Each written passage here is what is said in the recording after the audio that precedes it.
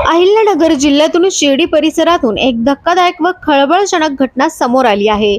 वाढदिवस साजरा करण्यासाठी पैशांची गरज म्हणून अल्पवयीन मुलांनी मिळून चक्क एका 42 वर्षीय व्यक्तीचे अपहरण करत त्यानंतर त्याची निघृण हत्या केली आहे। सदर घटनेने सर्वत्र एकच खळबळ उडाली आहे। गणेश सकहारी चत्तर वय 42 वर्ष असं मृत व्यक्तीचं नाव असून ते कोपरगाव तालुक्यातील हांडेवाडी येथील रहिवासी आहे। या प्रकरणी पोलिसांकडून प्रथम अकस्मात मृत्यूची नोंद करण्यात आली होती। मात्र वैद्यकीय अहवालात मृताच्या पाठीवर धारदार शस्त्राचे घाव असल्याचे स्पष्ट झाल्याने पोलिसांनी अधिक तपास करत मोबाईलच्या आधारे 7 मुलांना गजाआड करत खुनाचा गुन्हा दाखल केला आहे। यात 7 आरोपींमधून एकूण 6 आरोपी अल्पवयीन असल्यानं पोलीस तपासात समोर आलं आहे।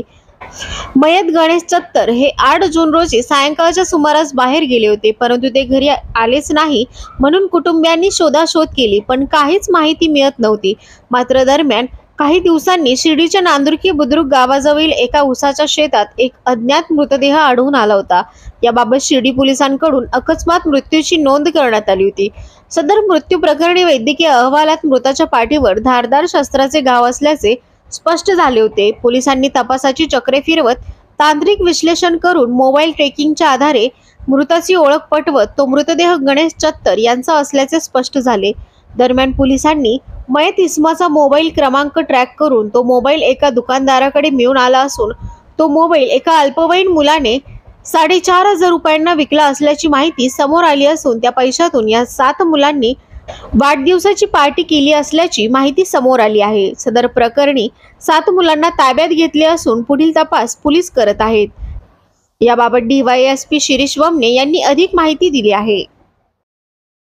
12 जून 2025 रोजी शिर्डी पोलीस स्टेशनच्या हद्दीतील नांदुर्की बुद्रुक गावाच्या शिवारात आपल्याला एक अनोळखी मनुष्याचा मृतदेह उसाच्या शेतात आढळून आलेला होता। आणि ज्यावेळेस आपण पोलीस त्या घटनास्थळी गेले आणि शहराची पाहणी केली असता त्यावेळेस पाऊस चालू असल्यामुळे आणि तसेच रात्रीची वेळ असल्यामुळे ती बॉडी आपण रिझर्व्ह ठेवून दुसऱ्या दिवशी तिचे पीएम केले होते।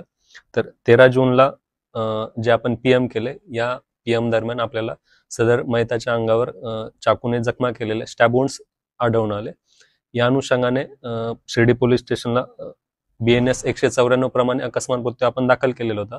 परंतु जेव्हा आपल्याला सदरच्या व्यक्तीचा खून झाल्याचे पीएम नंतर निदर्शनास आले, त्यानंतर आपण तात्काळ चक्रे हलवली आणि याच्यामध्ये आपण जेव्हा सदरच्या व्यक्तीचे वर्णन आणि त्याच्या अंगावरील कपडे आणि त्याच्या पायात असलेले जे शूज होते यांच्या अनुषंगाने आपण माहिती घेत असताना आपल्याला कोपरगाव तालुका पोलीस स्टेशन हद्दीतील एक मिसिंग दाखल असल्याचे कळाले। ही मिसिंग जवळपास 8 जूनची होती, म्हणजे 8 जूनला सदरची व्यक्ती घरून निघून गेलेली होती आणि त्यानंतर ती आढळून आलेली नव्हती आणि त्या व्यक्तीच्या पत्नीने ही मिसिंग दाखल केलेली होती।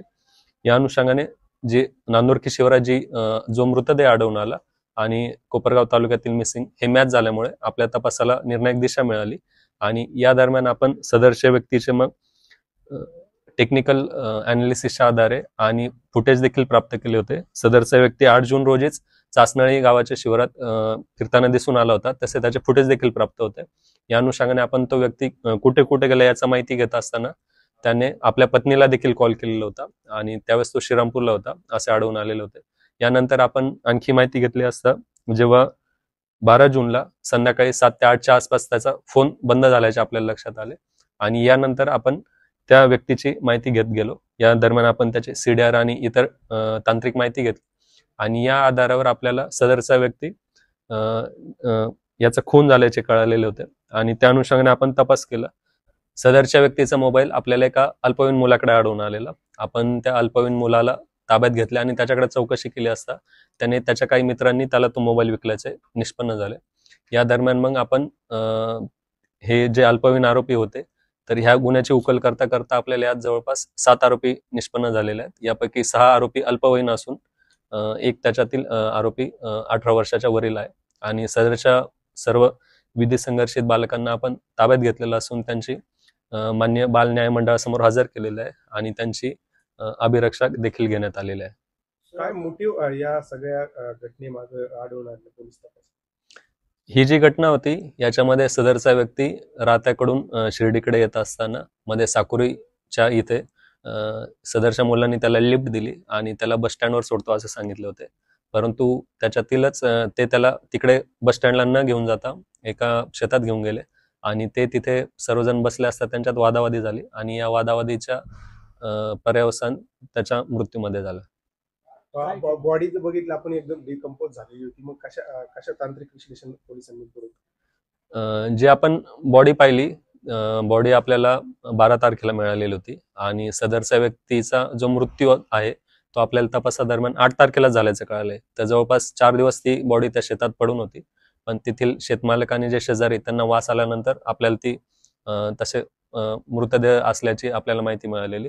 4 दिवसाच्या याच्यानंतर त्या माणसाचा कोणत्या प्रकार चेहरा ओळखू येत नव्हता, तसे शरीर पूर्ण फुगलेले होते तरी देखील, आणि त्याच्या फक्त अंगातील कपडे आणि जे त्याचे शूज होते याच्या आधारे आपण पूर्णपणे या खुनाच्या गुन्ह्याची उकल केलेली आहे.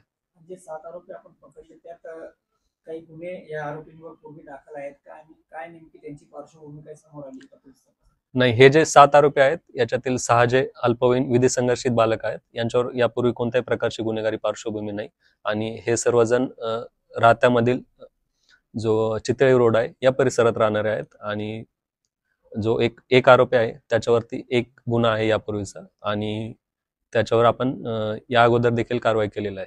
सर, नशे करण्यासाठी पैसे नसल्यामुळे हा खून झाल्याचं बोललं जातं. काय खरं जातं, काय हा जो खून झालेला आहे त्याच्यामध्ये त्या दिवशी ज्याचा वाढदिवस होता त्याच्या वाढदिवसाच्या पार्टीसाठी यांनी त्या माणसाला घेऊन गेले होते